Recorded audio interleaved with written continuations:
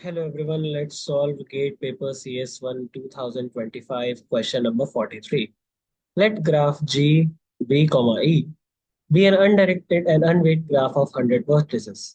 Let D, U, B denote the number of edges in a shortest path between the vertices U and B in V. Let the maximum value of D of U, V, where U and B belongs to capital V, such that U not equal to B be 30. Let T be any breadth first search tree of G. Which one of the following options is correct for every graph G? Now, in order to solve this question, let's first understand its prerequisite and then we will try to see what we can do here. So, in this particular question, if you observe, we need to know what kind of a graph it is. So, let's understand from the basics. A graph V, V consists of a set of vertices V and a set of edges E connected to the vertices. An undirected graph, an edge, allows to travel in both directions from U to V and V to U. An unweighted graph is basically a graph with all the edges of equal weight, or simply we just count the number of edges in the path and don't consider the weight to calculate its length. The shortest path from any vertex U to vertex V is defined as the minimum number of edges. For example, if shortest path between U to V is U, X, Y, V, then D of U, V is 3. Let's see. U, X, Y, V. If I figure out, then how many edges are there from U to V?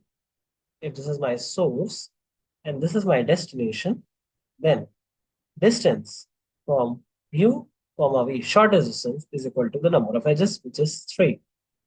Okay, so this is done. Let's try to see any other thing. What is the diameter of it? The longest, shortest path between any two distinct vertices of the graph. So this is what the diameter is. Diameter is basically maximum of shortest distance from U to V, where U is not equal to V. Maximizing the shortest distance uh, is like the longest shortest path. The longest version of the shortest path is known as diameter.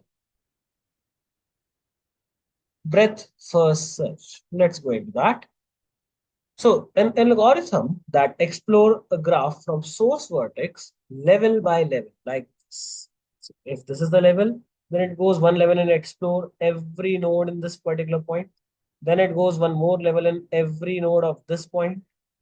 Then it goes one more level increase and it goes like this. So we are increasing it level by level, as you can see. An algorithm to explore graph in a way that if you visit one node at distance 1, visit all the nodes of distance 1, then all the nodes of distance 2, all the nodes of distance 3, and so on. BFS guarantees to find the shortest path from root to all the reachable nodes. What is a BFS tree? This is a tree from BFS traversal, rooted at the source node, and all the nodes are connected to the node that are discovered from. The height of the BFS tree is the maximum depth of any node in the tree. So a tree rooted at distance r, so maximum depth we are getting. Shortest distance, maximizing that. So that is what the height as like height is like. We are trying to find from rooted point. This is not from U to V, it is from the root till any random vertex V, the longest.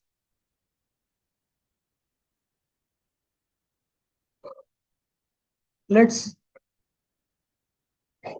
let's get into the question. Graph of V, E is an undirected, unweighted graph, has 100 vertices. The maximum shortest path distance or the diameter is 30. T is any BFS tree of graph G rooted at any vertex.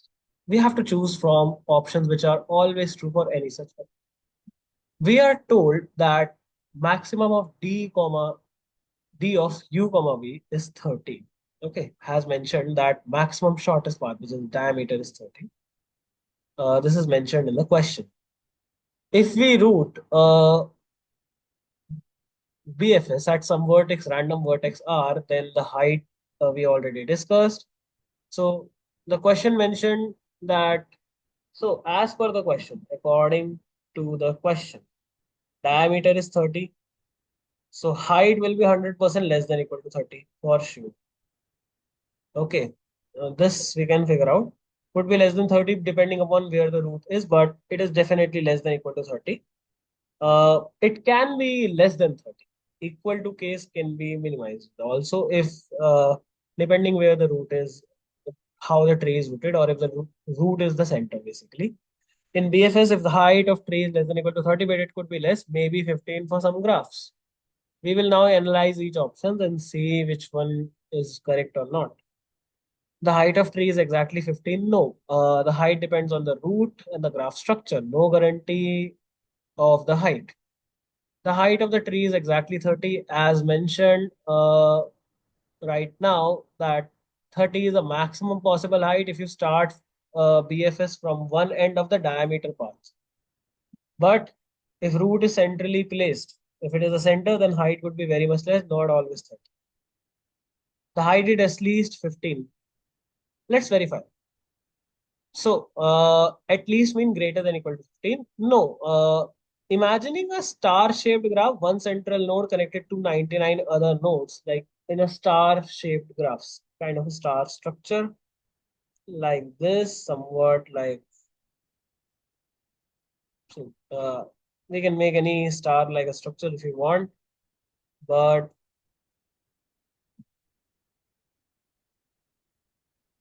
here the diameter is equal to 2, the maximum shortest path from leaf to leaf. From any leaf to any leaf, the maximum shortest path will be 2. BFS is the center and height of 1 basically. So diameter can be large in subgraph, but we are told diameter is 30. This implies that one pair is 30 edges apart, but it does not guarantee that every height is greater than or equal to 15. But at the same time, I can say that if it is not that particular structure, then it is definitely that. So option C is the closest option which matches. Height of tree is at least 30. No. BFS is the maximum. BFS tree height is the maximum distance from root to any other node. B. Diameter is 30. Definitely height will be less than 30 as mentioned. So the only correct option fields here are the best possible one. The height is at least 15 because for the graph with the diameter 30, the root of the BFS tree will at least halfway from the distance. Okay. So, but remember, for a star-shaped meshed graph, it can be the case that it might not be, but 99% this is the closest option. Given that the diameter is 30, then taking every other case counting, this is the closest option. So option C is the right answer. Often true. In 99 cases, it is true. Maybe it is not guaranteed for a graph of star pattern type, like following a star mesh topology kind of a thing. But as said, in that also it can follow if we define what are the specific leaf nodes. If we define a specific leaf node, then definitely it will be more than half. So option C is the right answer. That's it for this particular video. Take care. Bye bye.